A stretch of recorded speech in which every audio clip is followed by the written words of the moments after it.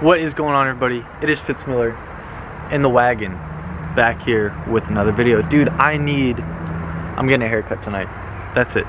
But anyways, if you guys have not seen the last video of me going through this wagon on so many different parts, so many different things, go check it out. There's still a little misfire, but I figured out what it was. So being a BMW and an M50 at that, coil packs tend to go bad quite often. So these front four are good, and these back two right here are bad. So I'm gonna turn it on and show you guys how to diagnose this if you didn't already know. Starting up the boat. Oh, I can't reach it from here. All right. So idle, still just a little rough, but fear not. Pedro got 2 new coils in for me.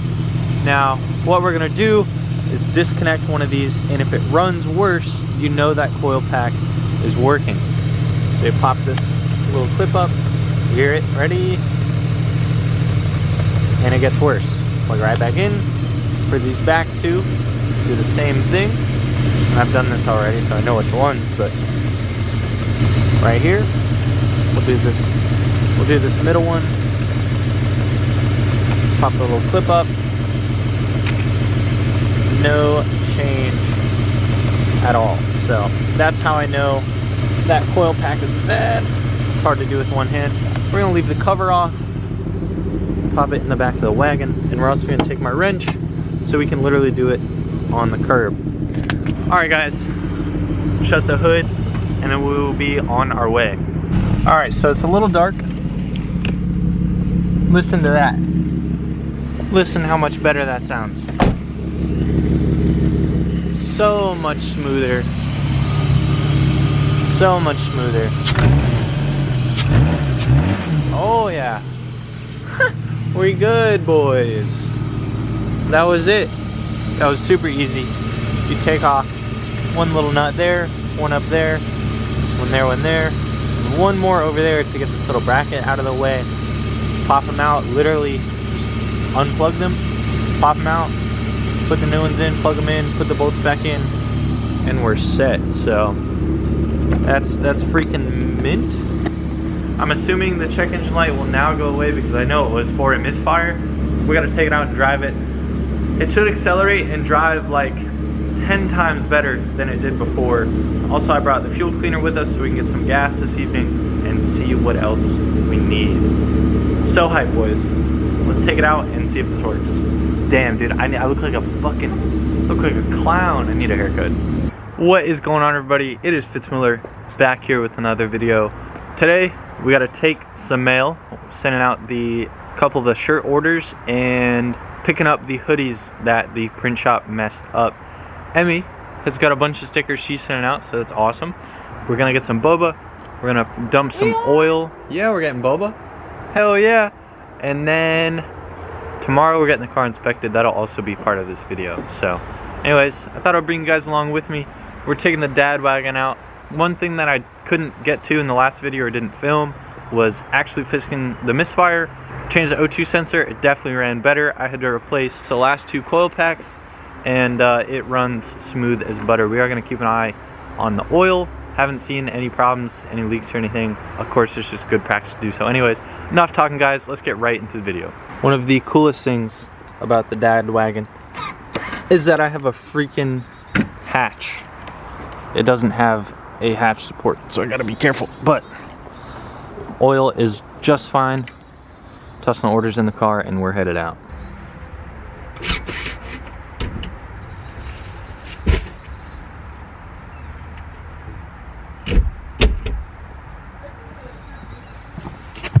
All right, boys, we're ready to go.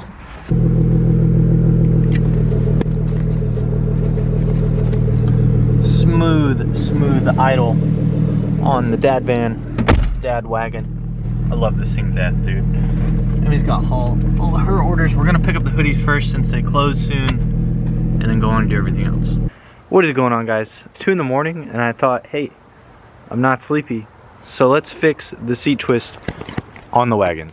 We're just gonna get straight into it. As you guys can see, This John is twisted, and we're gonna remove the seat, cut a little piece off the bottom of one of the cords for the reclining motor, and we'll go from there. So we're starting off with two 12mm bolts on the rails. We're gonna push it forward to unclip it, unclip the electrical connections, and then I'll show you once the seat is out.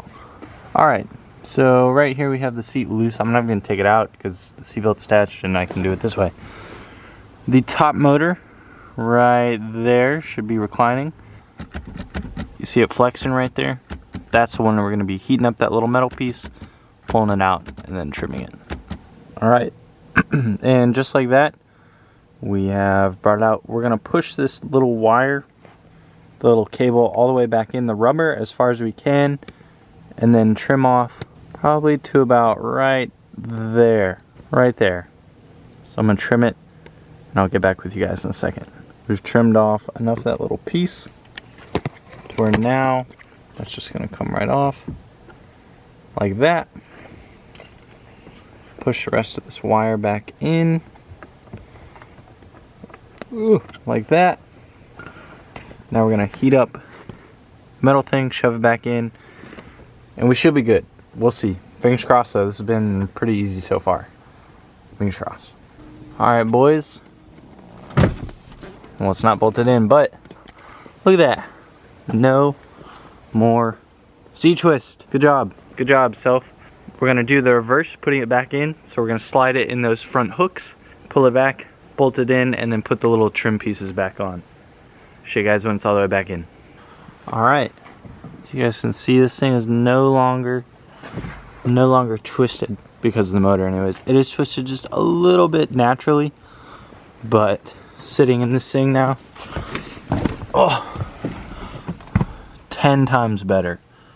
10 times better than before. I was also able to repair this little armrest, which is sick.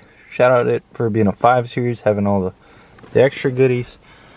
I think I'm gonna try to toss on the door card because this window rolls down far enough. I don't need to completely replace it. We'll see how hard that is. It just looks like one big tab right there and one big tab over there, probably connecting the handle. We'll see. I also managed to throw my driver's side door card in, do a little bit of vinyl repair, and this is my door handle, but I'd much rather have this little wire and the whole card in than not have the door card in. But it has been a very, very productive night. That's still drying, so it's all sticky. No more seat twist. Son wants to drive. Come on, get out of there. Get out of there. Come on. Please, bro. All right, thanks. And I got the door handle working enough. I'm tired now. It's been a productive night. See you guys tomorrow when we're doing the inspection. Good morning, everybody. So we're getting ready to get the wagon inspected. It's 10 o'clock. We're gonna come out and just let this thing warm up for a little bit. So beautiful. But always let your cars warm up. I'm making some coffee and then we are headed out. I'm gonna check my oil and then we'll let it warm up and then we headed out. We are about 10 minutes out.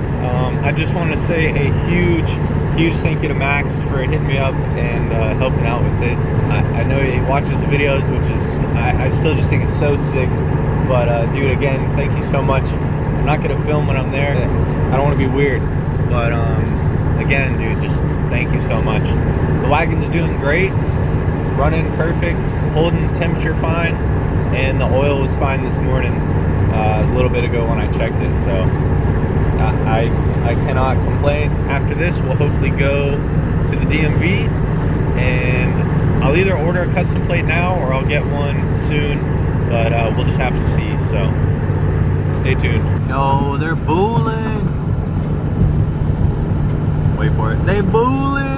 I thought this second one was gonna be a state trooper, but they just hauling ass without being a trooper. We're on the way to get the plates, hanging out, trying to figure out how to get the heat to work, because it worked on the test drive. All the speakers and stuff worked. I had to get a little dongle, but like whatever, it's fucking, this thing's sick. Alright guys, she's officially all set. We got the real plate. And if you see me with this one, no you didn't, Wagoon. Wagon is on the way. Time to go back home, man. So I just gave the wagon a nice little wipe down.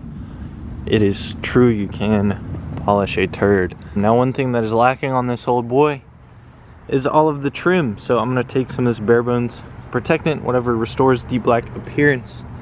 So like all this trim down here, you guys can see it is just really faded. So I'm gonna do half of this, show you guys, and then do the other side of the car. All right, so I feel like you guys might already be able to see it down here. I haven't opened the door or anything. Here's a side-by-side comparison.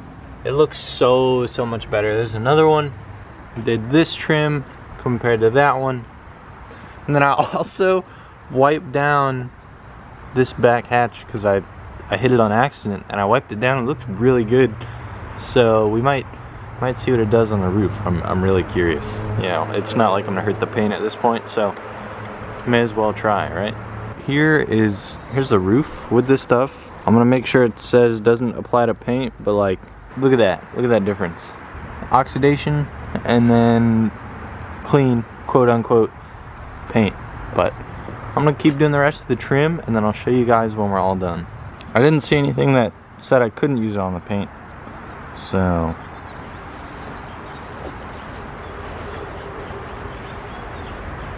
I will polish this to like get all the excess off. But it's green. It's literally green again. Next time I hit the hood and see what it does, but first I gotta get the rest of the trim.